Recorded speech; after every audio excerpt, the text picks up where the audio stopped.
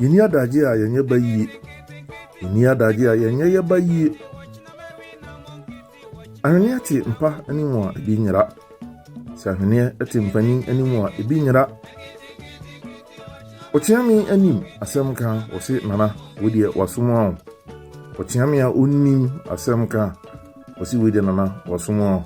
Sanse mi nyina eyebe ayebu de frafra. Na yennim no nti na yegidi se ni nyina yedi dwuma. Na de wom ne se abofra ntete ehia ema adagye. Tobi a oni adagye no ntimi ntete ne ba. Sanso ana sabi mpraduasa. Enye nipa nyina ene wo bayi. Na bayi ye wodia eye abusunya awugyade. Na bi mpo eye abusunya ajapade. Na bi nso tumi kɔhwehwɛ bayi die na nye nipa nyina na ewo bayi. Na ebube edema obi a opese utu anamon bi na wa ene ho se nya adagye. Ɛno nti unni adagye a oba mom ena yenye ne yie na enye bayi.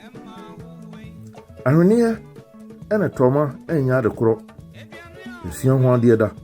Na se esua ho ade pen kai se ntoma eye dia egu oba esisi a yenhunu. Se bibi gu oberama bi sisi na se toma eye bansere. De gu mmofra ohene ahema ene mpanimfo bi no ma omokodwa bo ase na dia toto yensa yenan ene yakon mu no. Ni nyina eye ahene. Asane ni ena se bitia mpanimfo na kyerɛw se ebi na da hoyi ebi na da hayi. Nemo enye mpa anim eye mpanin anim. Ochiami bi tenase ya na efre no se anim. Na sasemi esi oman bi mu. Eno nti ebeye kasa tome anase kasa toman mu. Kaise kasa tome eye ebe ahosuo no baako. Yewo ebe tururu. Yewo ebe pa. Yebu ti se ebe tururu na yewo kasa toman mu. Yewo asem sebe. Yewo anyen sembe. Ena yewo anansoa nso be. Ni nyina eka ebe eku no. Na ochiami tenase a na obi a ebe yi se oye ochiami no. Na oye obi a uni kasa. Tete no. So mbe yi obi a oye ochiami a na dodo na efiri agona mekire abusuaku akan abusuaku na eye enwotwe no. Ba ko ye agonafo na agonafo no. Omo akrabo eye aku anu ate yie.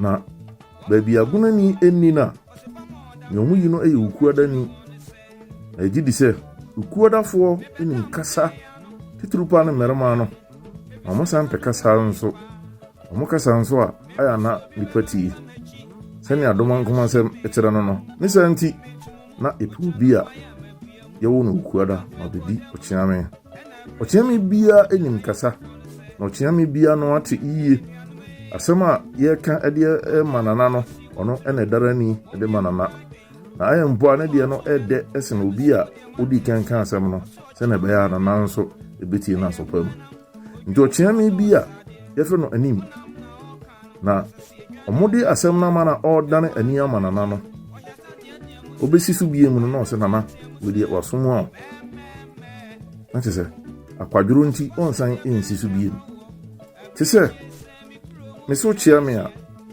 me papa se menjo se ya ade na ebeduru me bi abeye kasa eda ho na akato se media na ogu akurofa me papa se o chiame a menjo se ya ade na abeye asem bi a yedi dijuma etumi ebe dane ebe nti o chiame anim medi no de anim na sam kaye nti ti se ifa anase ogu akuro